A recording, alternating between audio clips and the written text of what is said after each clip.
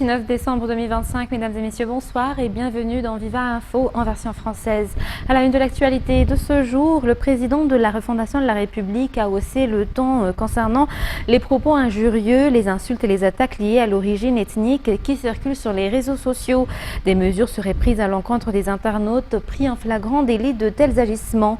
Pourtant, jusqu'à présent, ceux qui ont eu le plus largement pratiqué ce genre de discours sont notamment les opposants au président André Rajoelina, réfugié à l'étranger, ainsi que certains étudiants des universités du pays par le biais de chansons ou d'insultes directes.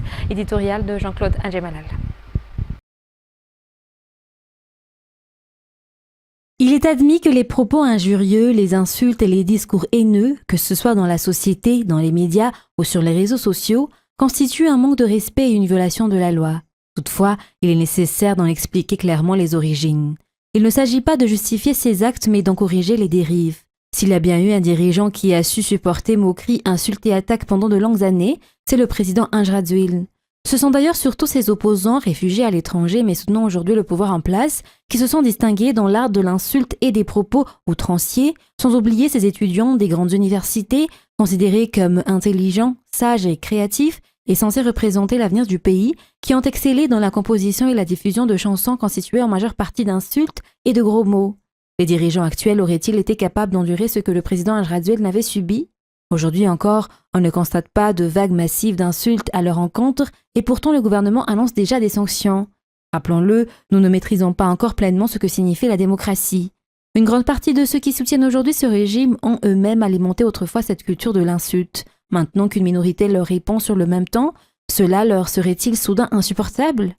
Question à se poser collectivement. Lorsque les insultes, les moqueries et les chansons dégradantes ciblaient André Rajoelina, cela ne posait-il aucun problème? Mais quand ce sont les dirigeants actuels et le président de la refondation qui sont critiqués sur les réseaux sociaux, cela devient immédiatement inadmissible au point d'envisager une répression qui pourrait mener à l'autoritarisme et à un régime militaire. Il faut répéter que la loi interdit les insultes et les propos discriminatoires basés sur l'origine ethnique, l'appartenance et la croyance. Pourtant, André Rajoelina et son camp en ont été victimes à maintes reprises. S'il a eu des erreurs reconnues sous son mandat, cela a été admis. Mais aujourd'hui, le pouvoir actuel est-il irréprochable? Veut-il réellement apporter le changement promis ou fera-t-il de la chasse aux utilisateurs des réseaux sociaux sa priorité absolue? En conclusion, régler d'abord les problèmes du peuple, les mêmes que l'on criait sur les places publiques, accompagnés d'insultes et de chansons satiriques à l'encontre d'André Rajoelina, avec la participation de cette génération Z, présentée comme l'avenir du pays. Ce qui étonne aujourd'hui, c'est que les anciens opposants, experts en invective hier, se découvrent subitement une vertu de saint. Peut-être ce que André Rajoelina a subi ne faisait pas mal parce qu'il n'était pas des leurs. Cette pratique de l'insulte publique envers un dirigeant importé et entretenu par les opposants exilés est-elle devenue, pour certains internautes, une tradition nationale? Voilà pour la page politique. Parlons économie à présent. La valeur des importations effectuées par Madagascar durant les 10 premiers mois a atteint 19 464 milliards d'ariars et selon le rapport issu de la direction des douanes. Toujours d'après ce rapport, les recettes douanières s'élèvent à 3 202,1 milliards d'ariars. Les détails avec Ruth Christelle Rakout-Malal. Durant les 10 premiers mois, les services des douanes ont versé 3 202,1 milliards d'ariars dans le trésor public, contre un total de 3 793,2 milliards d'ariars durant les 12 mois de l'année 2024. Selon la loi de finances initiale 2025, ces recettes sont prévues atteindre 4 366 milliards d'ariars pour l'année 2025. Par ailleurs, la valeur des importations s'élève à 19 464,3 milliards d'ariars, soit 4 280 millions de dollars. Les matières premières arrivent en tête avec 5 170,8 milliards d'ariars, suivis des autres biens, 4 535,2 milliards d'ariars, et des équipements, 3 717,2 milliards d'ariars. La valeur des importations de produits alimentaires a diminué pour atteindre 2 896,3 milliards d'ariars, tandis que les importations d'énergie représentent 3 144,8 milliards d'ariars. La Chine demeure le premier pays fournisseur parmi les 5 principaux partenaires d'importation de Madagascar. Et dans les informations de ce jour également, un adolescent d'environ 15 ans a été retrouvé mort au sud d'Amboipou, au bord de la route menant vers Akadnajatou, tôt ce matin vers 5 heures environ. La police nationale d'Alassour a été alertée par un appel téléphonique signalant la découverte du corps selon les informations. Toujours d'après ces mêmes sources, aucune pièce d'identité permettant d'identifier le jeune homme retrouvé sans vie au bord de la route en direction d'Akadnajatou n'a été trouvée. La cause du décès reste également suspecte d'après les constatations médicales effectuées à Alassour. Selon les informations, le jeune homme serait mort à la suite d'un accident de la circulation puis aurait été déposé dans un endroit peu en retrait au vu de l'état dans lequel il a été retrouvé. Aucun habitant des environs ne connaît ce jeune décédé dont la dépouille a été déjà transportée à la morgue de l'Algéra. Une enquête est actuellement ouverte. Toujours dans cette page faits divers, outre l'éducation donnée par les parents au sein du foyer, la police nationale participe également à la sensibilisation contre la consommation de stupéfiants au niveau des quartiers. Une initiative d'éducation et de prévention pour limiter les conséquences néfastes de la drogue et protéger les jeunes pour leur avenir. Reportage de Felena Rakotorsul. L'éducation, la sensibilisation et l'information sur les dangers de la drogue menés par la police vont dans le même sens que les efforts de lutte contre la consommation de stupéfiants. Le quartier d'Anouzad-Ouest a été le premier à accueillir l'intervention de la police des stupéfiants en ce mois de décembre.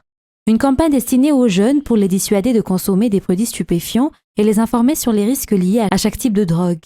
Les différents types de substances qui circulent dans la société leur ont été également présentés. L'objectif est de sensibiliser et d'informer les jeunes afin qu'ils ne se laissent pas facilement entraîner dans la consommation, mais aussi pour qu'ils puissent à leur tour sensibiliser leurs amis à lutter contre ce fléau. Cependant, malgré ces efforts, il incombe à chaque communauté et à chaque foyer de veiller à ce que les enfants et les adolescents ne tombent pas dans la drogue afin de leur assurer un avenir plus prometteur. Et des individus ont tenté de forcer l'entrée du bureau du Fukuntan de Swalindi dans le district d'Antananarivo Ansimjan. C'est hier matin que le président du Fukuntan a constaté les faits puis alerté les forces de l'ordre. Après vérification, il a été découvert que les malfaiteurs avaient essayé de fracturer la serrure de la grande porte d'entrée en métal sans parvenir à l'ouvrir.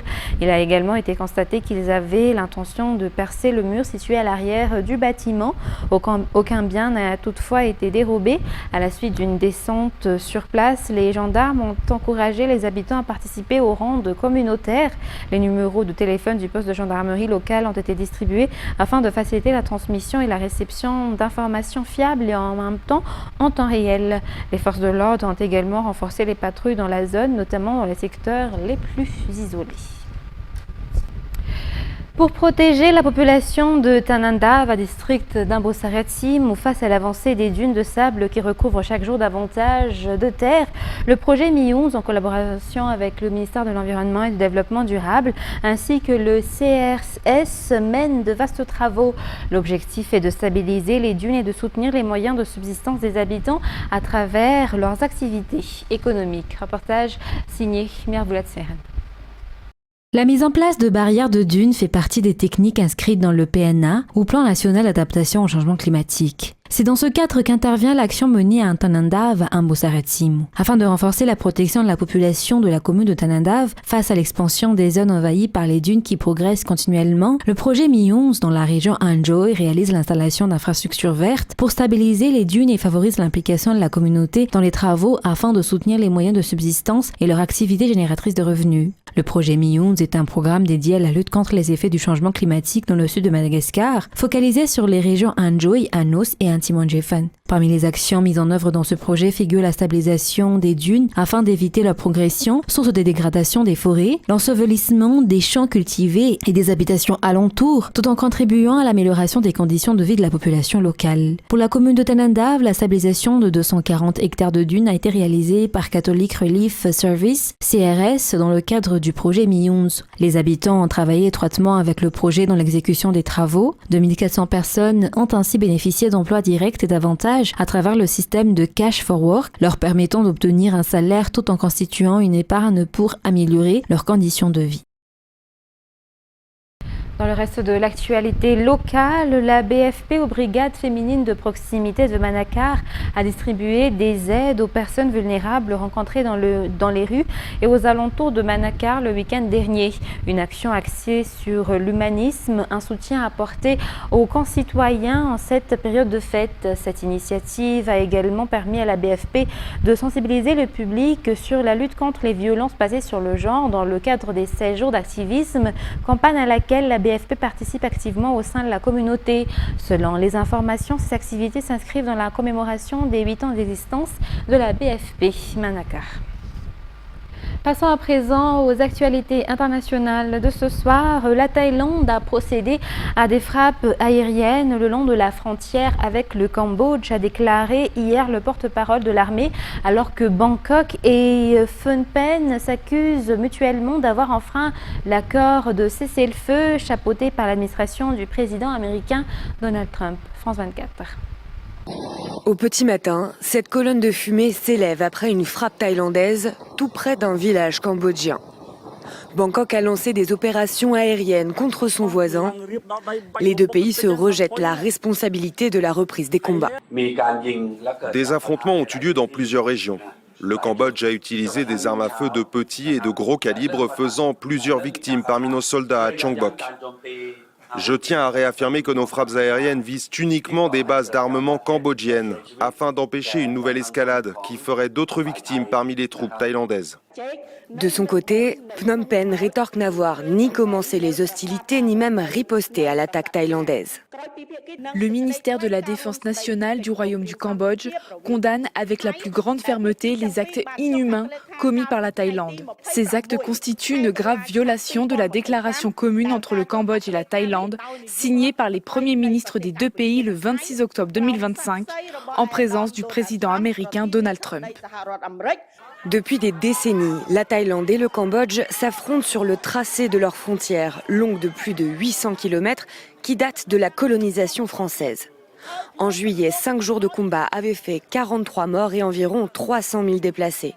Avant qu'un plan de paix signé sous l'égide de Donald Trump n'apaise les tensions pendant tout juste 6 semaines. Des centaines de milliers de Syriens ont été enfermés dans les geôles du régime Assad, un an après la chute du régime. Une correspondance de France 24 est partie à leur rencontre. Homs, l'un des berceaux de la révolution syrienne, a payé cher le prix de son engagement contre le régime Assad. Ici, à Bab al-Amr, Khaled vit au milieu des ruines sous une tente. Enfermé pendant 13 ans, il devait être exécuté le 8 décembre dernier. C'était très difficile de reprendre contact avec la société quand je suis sorti de prison. Honnêtement, je n'ai retrouvé personne ici. J'ai essayé de contacter ma femme, mais elle n'a pas voulu de moi. Et la plupart de mes amis étaient à l'étranger. Traumatisé, Khaled n'arrive plus à vivre entre 4 murs. Voilà mes affaires. Il y a du thé, du café. C'est là que je dors. C'est ça ma vie. Je ne supporte plus les murs en ciment après plus de 13 ans en prison. Honnêtement, je me sens mieux dans une tente. Comme Khaled, des centaines de milliers de Syriens ont été emprisonnés dans les geôles de la dictature. Aujourd'hui, des initiatives pour leur venir en aide émergent, comme ici à Damas, où cette association démarre tout juste un programme de santé mentale. On était tous dans la même prison. Lui, il était avec moi, eux aussi, et c'est lui qui m'a ouvert la porte. Ces anciens détenus de Sednaya ont été libérés il y a 1 an, le jour de la chute du régime. Ils viennent pour leur première séance de soutien psychologique. As-tu des antécédents médicaux ? Ça m'arrive d'avoir des spasmes. As-tu des pensées morbides ? Je suis déjà mort. Je suis mort à l'intérieur. Qu'est-ce qu'il reste de ma vie ? C'est une réaction normale à la situation exceptionnellement difficile qu'ils ont vécue. Nous faisons ce que nous pouvons pour les aider à réintégrer la société, travailler et avoir des relations sociales là où ils vivent. Alors que le pays tourne la page de la dictature des Assad, les anciens prisonniers se cherchent un avenir dans la Nouvelle-Syrie. Et pour terminer ce journal, toujours à l'international, des chiens robots à l'effigie d'Elon Musk, Jeff Bezos et Mark Zuckerberg, mais aussi de personnalités politiques, ont fait sensation auprès du public de la foire d'art contemporain Art Basel, Miami. Les détails avec France 24. Quand l'art rencontre la technologie. Ces chiens robots troublants de réalisme ont fait sensation durant la foire Art Basel à Miami ce week-end. Mark Zuckerberg, Jeff Bezos, Elon Musk, les tout-puissants et milliardaires de la tech représentés à quatre pattes. Un message caustique et dénonciateur de leur créateur, l'artiste Beeple. Nous voyons de plus en plus le monde à travers le prisme des milliardaires de la tech, qui possèdent de puissants algorithmes et contrôlent ce que nous voyons et ce que nous ne voyons pas. Les animaux sont dotés de caméras qui leur permettent de photographier leur environnement, puis d'imprimer des instantanés par leur arrière-train. Des déjections numériques. S'ajoutent aussi les visages en silicone de Kim Jong-un ou d'artistes comme Andy Warhol ou Pablo Picasso. Loufoque, l'artiste réinterprète ainsi l'art du portrait. Je sais qui ils sont, mais les voir avec leurs petites jambes et leurs petits corps de robots, c'est bizarre. Ils rendent leur tête tellement réaliste, on ne peut pas dire s'ils sont humains. Ils ont l'air tellement humains, c'est intéressant. Les chiens cherchent désormais leur maître. Sur son site, l'artiste précise que les robots mourront au bout de 3 ans. 21 ans en vie de chien. Les futurs propriétaires devront débourser la coquette somme de 100 000 $ pièce, croquettes non comprises. Mesdames et messieurs, c'est la fin de ce journal. Nous vous remercions de votre fidélité. Très bon suite de programme et très bonne soirée sur Viva. Au revoir.